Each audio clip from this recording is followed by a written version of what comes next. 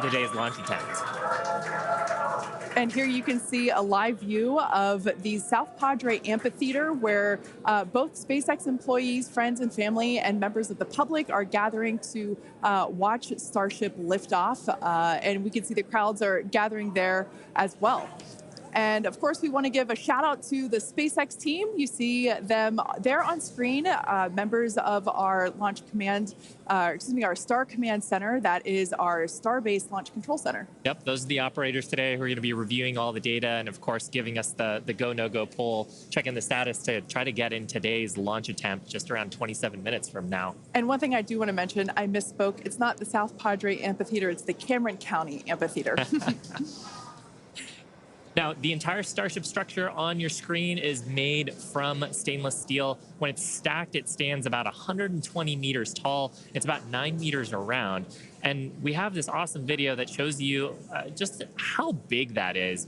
You can see one of our technicians there doing some final prep work in advance of today's test. And man, there's the 120-meter monster. The person just keeps getting smaller and smaller. Now, just like Falcon 9, Starship has 2 stages, which we'll talk more about those in a minute.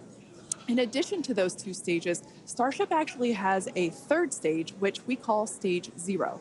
It consists of all the launch pad infrastructure built around the rocket, as you can see there on your screen, and it's truly an engineering feat in its own right.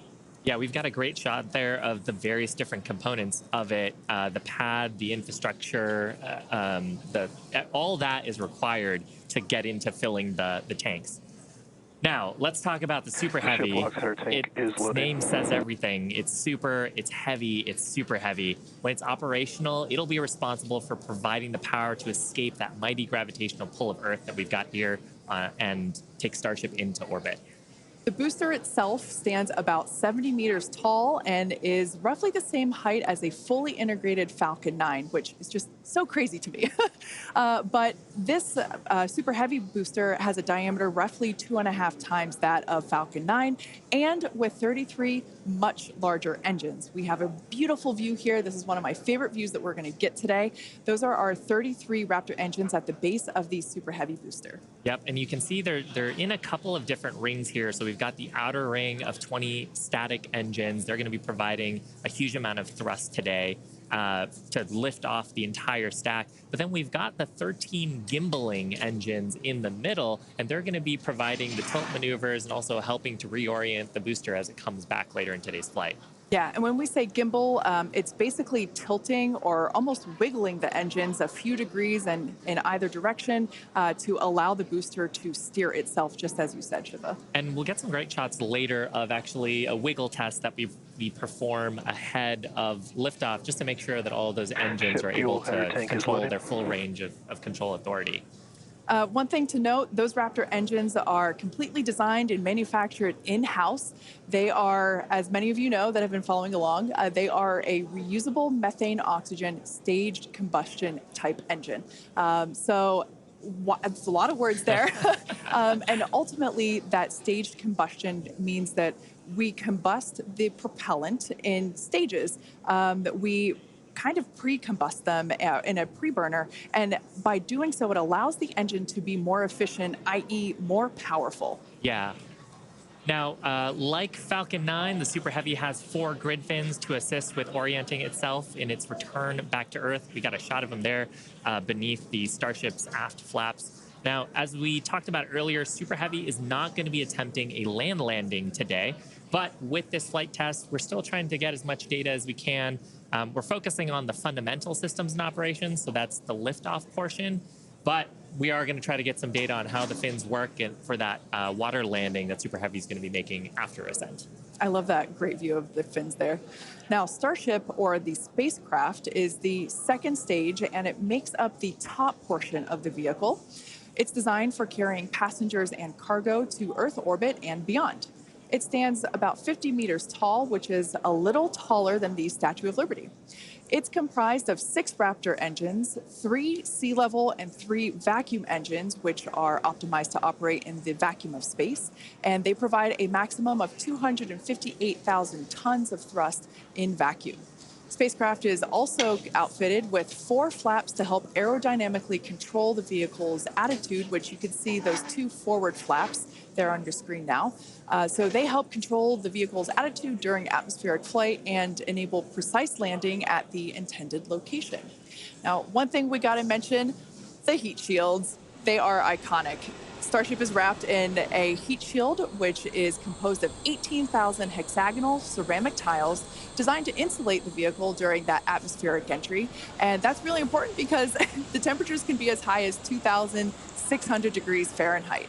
The hex-shaped tiles, like the ones that Shiva and I have, roughly make up about 2/3 of the vehicle. We can see that we have some different shapes. Mine is slightly curved. As you can imagine, it sits on the curved portions of the Starship vehicle. Now, the one that I've got is a hexagonal tile that's more flat, and it's really used for the flatter structures on the vehicle. And we need a heat shield because when you're coming back in from re-entry, we're going supersonic, we're compressing all the air ahead of us. That ends up causing a lot of heating along the surface, and without a heat shield, that would go straight into the structure. Yeah, one thing that's amazing to me, especially when I first picked up one of these heat shield tiles, is that they're so light.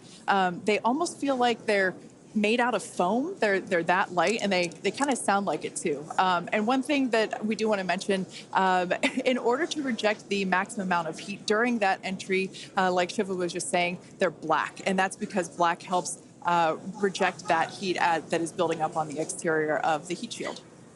Now, Starship is designed for vertical takeoff and landing as opposed to taking off and landing like an airplane. And that's because that's really important because we don't have runways on the moon or Mars. Fortunately, at those destinations, the gravity is not as high as it is here on Earth. On Mars, the gravity is just 1/3 of what it is here on Earth, and on the moon, it's just a sixth. So in both of those cases, Starship, with just its engines, can take off without needing the super heavy booster like we do need here on planet Earth. Now, for today's test, Starship does not have its landing legs attached because, like we said before, it won't be returning anywhere. Starship is expected to make a very hard ocean landing, which, if we even make it that far and manage to get any views, it will certainly make for a very exciting end to today's test.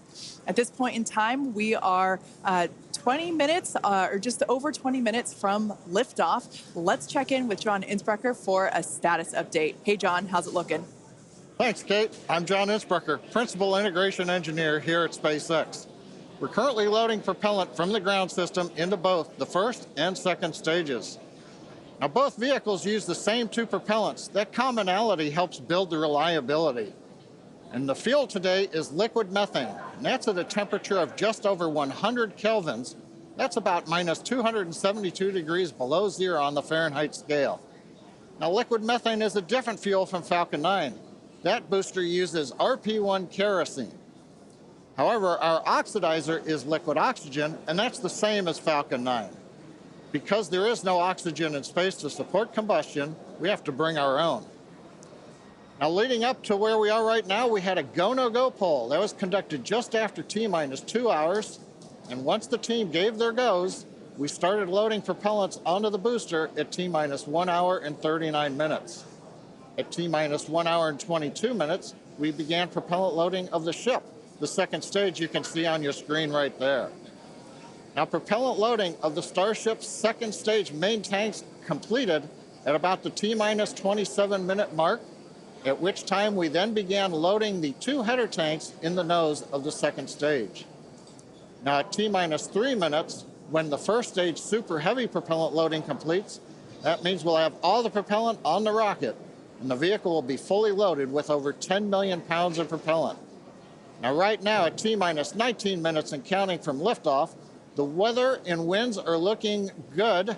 We have been watching the ground level winds. They're at 18 miles an hour. As the morning continues, they will increase, but that is below our limits right now. We're also looking at upper altitude winds. We're waiting for one more balloon, but we believe that we're going to be go. On the launch vehicle itself, the teams, the good news, they're not working any issues right now. But if for some reason we do not make our test flight today, if we have to hold, we have a backup launch window. However, we're not sure when it would be. It could be 24 or 48 hours after today. It'll depend on how far we get into the countdown. But right now, heading for a T0 at 8:28 Central, 13:28 Universal Time. Kate, everything is looking good. Awesome news. Now, in order to make life multiplanetary, we need a fully reusable vehicle that's capable of carrying a huge amount of cargo and a lot of people to orbit and have a pretty quick turnaround. The idea is to effectively reuse launch vehicles just like airplanes. Yeah, imagine if you had to wait for a new airplane to be constructed every time you wanted to fly. You'd rarely go anywhere, and for most of us, it would be completely unaffordable. In order for us to get to Mars and back with lots of people, lots of cargo, multiple times, reusability really is a must. In advance of our first missions to Mars, Starship will execute a number of missions with both cargo and people, starting with Earth orbit and eventually expanding to the Moon and beyond. Now, in the near term and a bit closer to home, Starship will also be critical to other programs. Once fully operational, it'll deliver the full-size and upgraded version of our Starlink satellites, and that's super exciting because our next-generation satellites represent a step forward in Starlink's capabilities and will allow us to connect millions of more people around the world with high-speed internet to watch launch webcasts. Such an exciting future ahead of us, but first, let's talk a little about how we got to where we are today. Now, Starship's testing ramped up in July of 2019 with our Starhopper prototype, sort of a short version of the Starship that we see today. There's a great photo of it. It was just over 18 meters tall. It had a single Raptor engine, and we had it to test fly and perform low-level altitude maneuvers and attempt landing. The initial test flight, or hop, reached about 20 meters in altitude. That was followed by the one that you've got on your screen here. This was our 150-meter altitude hop. We went up, took a little jaunt away, about 100 meters or so away from the launch pad, used that Raptor engine to fly and actually land. And actually, this hopper is actually down at Starbase now. Yeah, I love this shot. It's just so fun to see it fly. After a series of 150-meter hop tests with earlier prototypes, the Starship program saw a major breakthrough during a test flight of the vehicle known as serial number 8, or SN8. You can see it there on your screen now. In December 2020, SN8 demonstrated a first-of-its-kind controlled aerodynamic descent and landing flip maneuver. 2 words: belly flop. The SN8 prototype rose through an altitude of 12.5 kilometers or 7.8 miles and conducted a belly flop maneuver, which you see there, during its descent. While it didn't stick the landing, the test was a major milestone in the development of Starship. In fact, we should be able to see that unfortunately failed landing. Boom. It was fun to watch, though. Rapid unscheduled disassembly, but learned a lot of data. Now, the testing continued on to prototype serial number 9. It took a 10-kilometer flight. That's about 6.2 miles up. In February of 2021, we had a nominal ascent. We executed the engine cutoffs once we got to the top of the altitude window. We did that belly flop maneuver, which is so much more fun to say than controlled descent, aerodynamic maneuver. That was all stable, but unfortunately, we had a dramatic end on this flight as well. We had a failure on one of the engines that resulted in another pretty large fireball. But what was really cool about both of those flights was how much we learned just between serial numbers 8 and 9 and how quickly we were able to achieve our primary objectives in those 2 flights. In addition to that, we got so much data that demonstrated control of the vehicle in that subsonic regime. Ultimately, we performed 9 Starship high-altitude test flights in total. And then, as you see on your screen there, in May of 2021, SN15 launched from Starbase, reached an altitude of about 10 kilometers, performed a number of maneuvers, and safely returned to the launch site.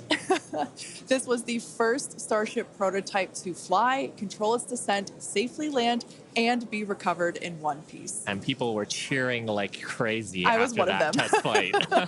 Now, having achieved those successes in our suborbital campaign, one of the next big challenges is for the upper stage when it comes to reusability and surviving the hypersonic, really high heating phase of entry. Combined with the later ability to refill Starship's tank with propellants, the fuel and oxygen, while we're on orbit, that will enable us to have a fully reusable transportation system that's designed to carry both crew and cargo on long duration missions, interplanetary flights, and will help humanity get to the moon, travel to Mars, and beyond in our solar system. This is all just basically our path of progress, basically an iteration on each vehicle. And that iterative process is a core part of how we work here at SpaceX. We like to test early and often, publicly as well in our case, and that's both for hardware and software. And while it doesn't always go as expected, we learn so much from it, and it informs our next attempt. Yeah, we learn a lot from actually putting the vehicle through flight-like tests. Even the test on Monday gave us an opportunity to learn more about the vehicle into today's launch attempt, and so far things are looking really good. Now, we are continuing into our countdown. We're about T-minus 12 minutes to go. I think it's a perfect time for another check-in with John Insparker. How's it going, John? Well, Shiva, the good news is that the nets are quiet. The teams are currently working. No significant launch vehicle issues. You can see the T clock there on your screen, T-minus 12 minutes, 10 seconds, and counting. Propellant loading is continuing on both the Super Heavy and the ship stages. You can see the graphic on the left-hand side of the screen. Most recently, we began loading liquid oxygen and liquid methane fuel into the header tanks on Starship. Those are two small tanks just underneath the nose of the second stage. Now that started at T-minus 27 minutes. That'll be wrapping up at about that will be wrapping up about T-minus 9 minutes. Now the Starship second stage main fuel and LOX tanks are loaded for flight right now. The Super Heavy first stage booster propellant loading is continuing, and that'll go till about T-minus 3 minutes. We're underway with engine chill as we get ready for T0, and we're also configuring the launch pad for liftoff. The booster hold downs have been unlatched. They'll be ready to retract at liftoff. And the second stage quick disconnect is beginning its configuration for release.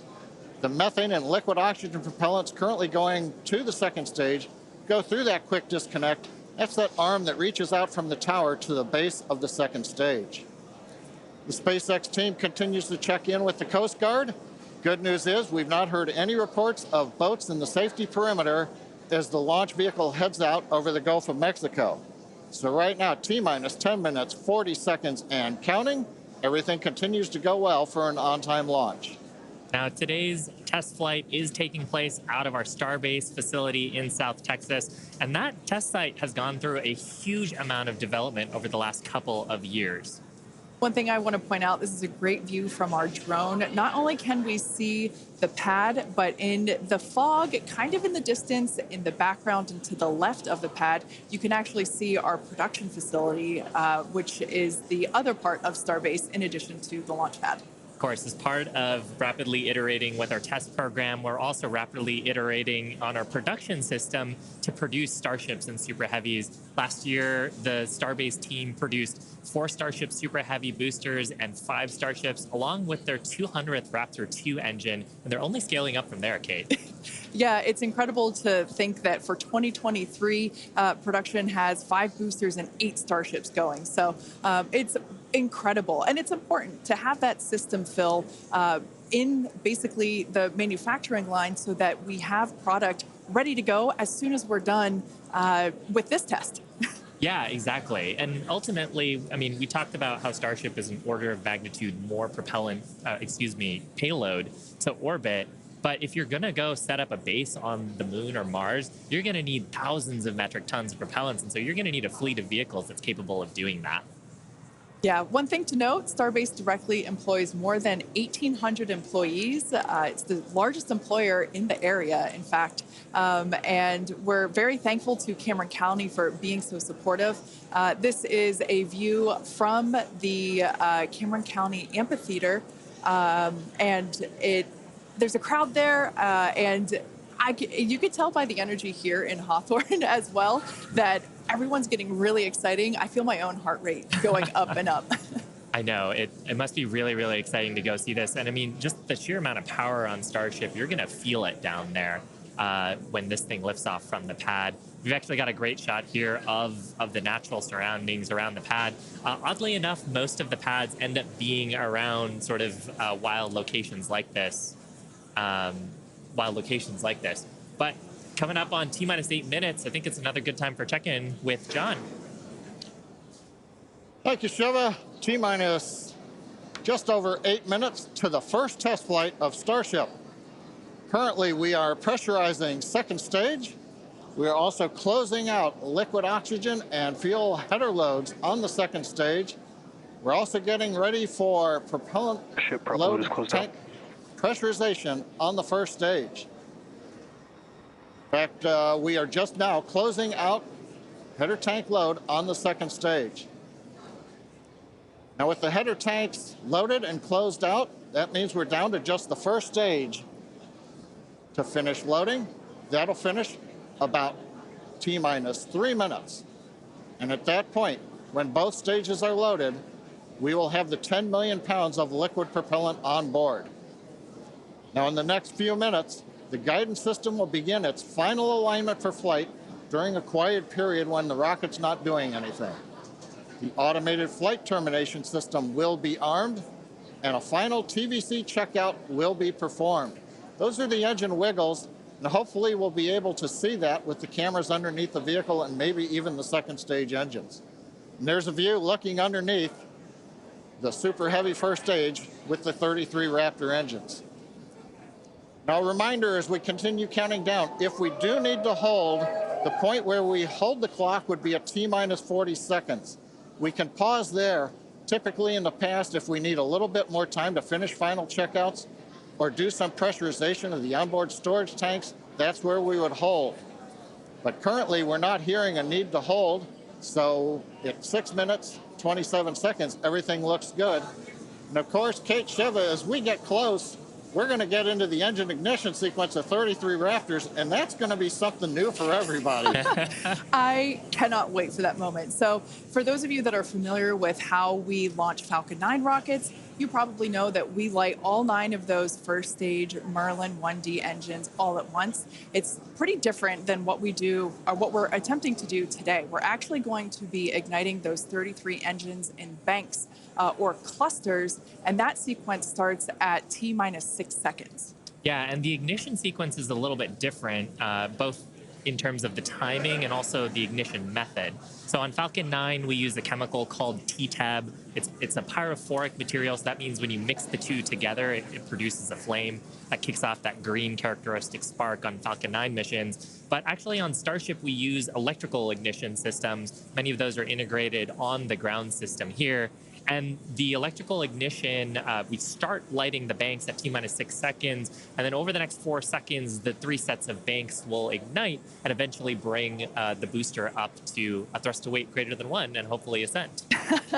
Super exciting. Like we said, pretty different from our Falcon 9 launches, and so this will be the first time that any of us have gotten to see this type of integrated test flight with both the Starship and the Super Heavy booster. Everyone cheering as we get into T-minus 5 minutes. We want to remind everyone that success today is anything. Yeah, it looks fun down there. I kind of want to go join them. For today, success is anything that we learn that helps improve the future builds of Starship. If we lift off and clear the pad, we're calling that a win. A great shot of the pad there, a great shot of the quick disconnect on the second stage. You can see the frost line on the booster where that methane is fully topped up. I think we're just coming up on the last few minutes here of propellant fill on the booster. Now that quick disconnect is going to separate away as we actually get into the ignition sequence, but it's providing electrical connections now and also providing the propellants that we're loading into the vehicle. Yeah. We're just now under 4 minutes until liftoff of the Starship flight test. We've been following along for what honestly seems like days and days now, but really it kind of comes down to years. It has been a long time to get to where we are today. Now, fast forwarding a little bit, we have the opportunity to hold, if necessary, at 40 seconds, and we are able to hold there for about 15 minutes or up to 15 minutes and still be able to lift off. Yeah, and that's a little bit different from Falcon for the propellant sequence on Falcon that we don't have the opportunity to hold. So that's a cool new capability on Starship. Yep. Right now, T-minus 3 minutes, 10 seconds and counting. We got some great views from the drone. It's nice that the fog is slowly lifting. We get some of the blue skies, hopefully good views. What we're waiting for right now is closeout of propellant loading on the first stage. That should be wrapping up here shortly. In fact, it looks like fuel fill and drain valves are coming closed. That means first stage is fully loaded, second stage fully loaded, and that 10 million pounds of propellant on board the Starship launch vehicle. I want to take a quick moment to say that the crowd energy here is electric. I feel like it's Falcon Heavy test demo all over again. And hopefully you'll hear us as we get into the plus count. But right now, next activity is coming up. The flight termination system arms at T-minus 2 minutes. Thrust vector control checkouts at T-minus 2 minutes. And then after that, major activity will be the T-minus 40-second gate. There's a view looking up at the 33 Raptor engines. There are 20 engines in a circle on the outside, and as Shiva said earlier, 13 engines on the center. Those are the ones that gimbal and steer the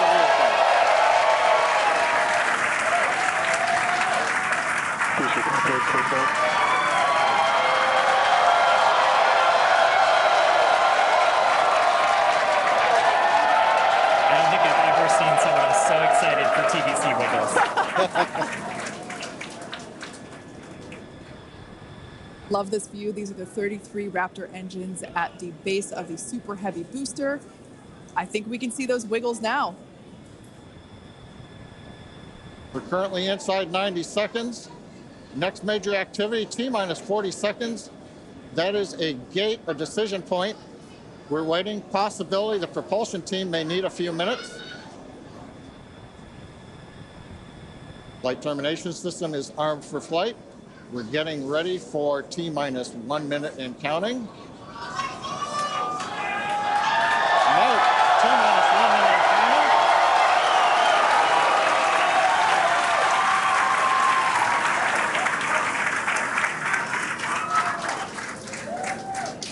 Next, we'll see as we get past T-minus 40 seconds for final checks of the vehicle.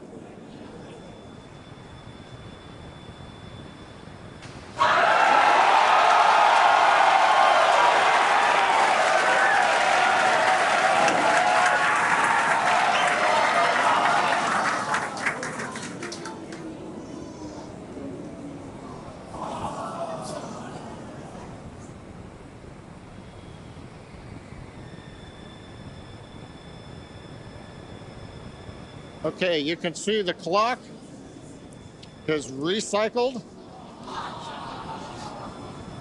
Flight director has called a hold. We are recycling. For the moment, we'll see where they move the clock back to. They could hold at T-minus 40 seconds.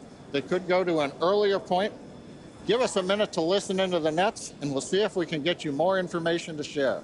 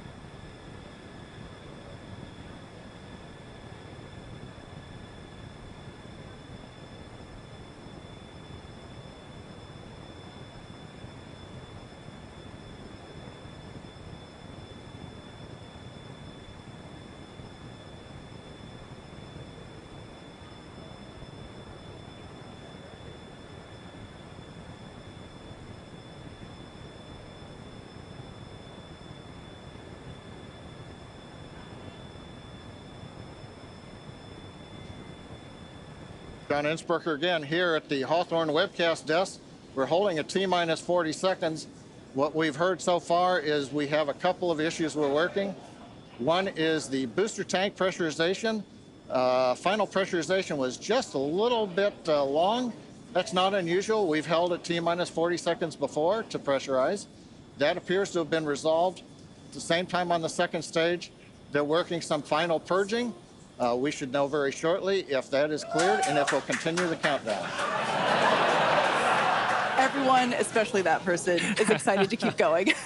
Like John said, we should know shortly if we are able to continue. But as we mentioned before, we are able to hold up to 15 minutes and still be able to lift off today.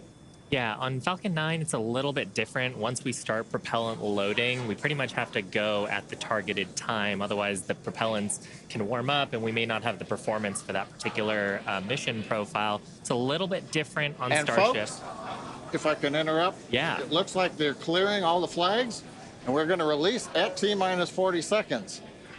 That is amazing news. Amazing. Team working quickly through their issues on first and second stages. And I'm sure all of the rehearsals and simulations that they've been doing have prepared them to evaluate this data quickly to try to get us in for today's launch attempt. For those of you just joining, we have a brief hold at the T-minus 40 second mark. The team is resolving one issue with the bleed purge on the stage 2 Raptors.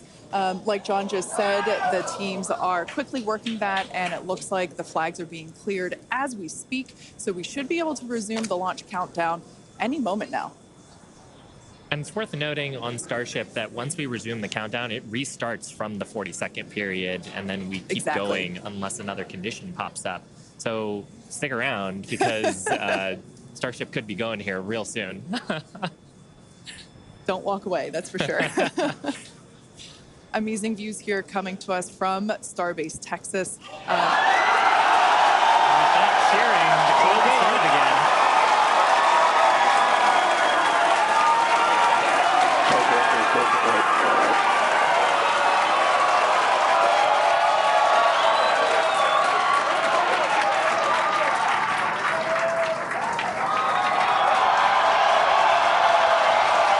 T-minus 15 seconds. 10, 9, 8, 7, 6, 5, 3,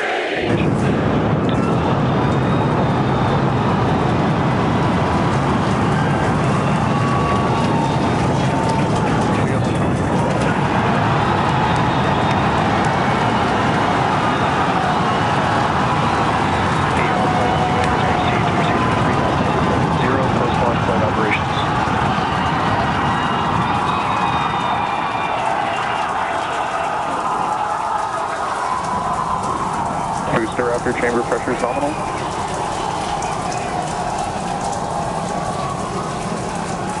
2 plus 43 seconds into the test flight of the inaugural Starship vehicle. Tower cleared, we're into pitch over. Propulsion reports first stage engines nominal. What a sight from the ground cameras at Starbase. We're flying at twice the thrust of the Saturn V heading to space. Acquisition of signal, Corpus Christi. We're throttled down and throttled back up. Going through the period of maximum aerodynamic pressure.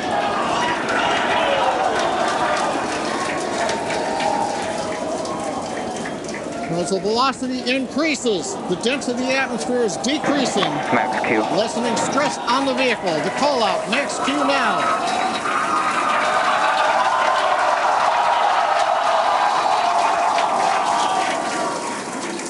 Continuing to watch the first stage as we head down range.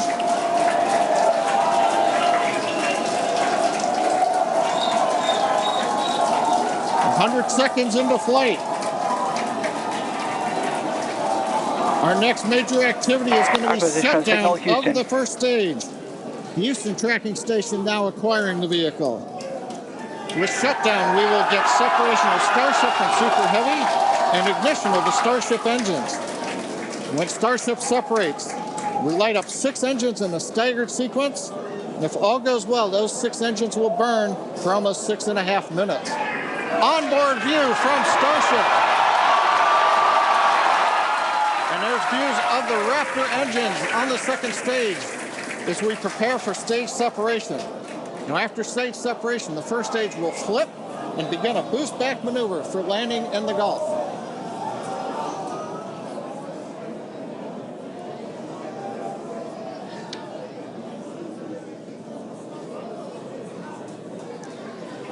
Continuing to fly, 2 minutes 40 seconds. Let's get ready for main engine cutoff.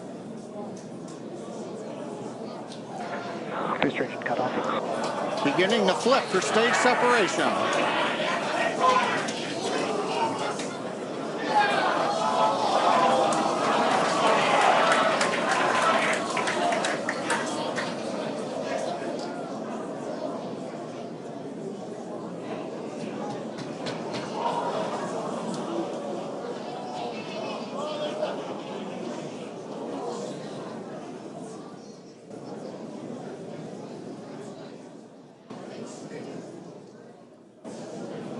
As of right now, we are awaiting stage separation, where Starship should separate from the Super Heavy booster. Yeah, Kate, right now it looks like we saw the start of the flip, but obviously we're seeing from the ground cameras the entire Starship stack continuing to rotate. We should have had separation by now. Obviously, this is does not appear to be a nominal situation. Yeah, it does appear to be spinning, but I do want to remind everyone that everything after clearing the tower was icing on the cake.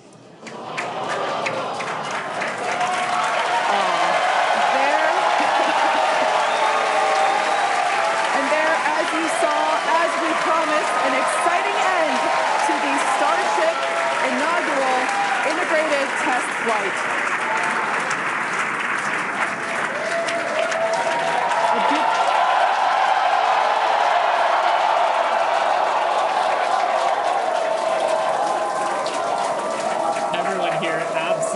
Pumped to clear the pad and make it this far into the test flight, the first integrated flight of the booster and the Starship vehicle. Live view there of our control center at Starbase, which we refer to as Star Command. As we said before, obviously we wanted to make it all the way through, but to get this far, honestly, is amazing. Well, if you're just joining us, Starship just experienced what we call a rapid unscheduled disassembly, or a RUD, during ascent. But now this was a development test. This is the first test flight of Starship, and the goal was to gather the data, and as we said, clear the pad and get ready to go again. So you never know exactly what's going to happen, but as we promised, excitement is guaranteed. And Starship gave us a rather spectacular end to what was truly an incredible test thus far. As we mentioned at the start of today's program, any and all the data that we collected during the test is going to help us with further development of Starship, and it's going to improve the vehicle's reliability as SpaceX seeks to make life multiplanetary. It's really worth noting that the flight path was designed to be over water and all the air and sea space. Along with that flight path and those surrounding areas were cleared in advance of the test. And of course, we're going to be coordinating with local authorities for the recovery operations. But honestly, what an exciting morning. Oh my gosh. We had a successful liftoff from Starbase, Texas at 8:28 a.m. Central Time. We cleared the tower, which honestly was our only hope. We cleared the tower, and all the data that we collected all the way through all those Raptor, those 33, although I think we saw that 3 Raptor engines were out, but we got all that data, and we got so far as to hoping to see the Starship, the second stage, separate from the first stage, the Super Heavy booster. And unfortunately, we didn't make that happen, but that's okay. It was the first integrated launch, and honestly, today was amazing. Absolutely incredible day. We made it through a number of those initial test objectives with getting booster ascent, getting all the way through the countdown, working some issues at the end. Like, totally really fantastic day. Got through the gate at T-minus 40 seconds on the second try. everything released, the hold downs, the quick disconnect arms, everything moves out of the way. And then we got the vehicle off of the pad, through max Q, all the way up to stage separation, even starting into the prep for stage sep.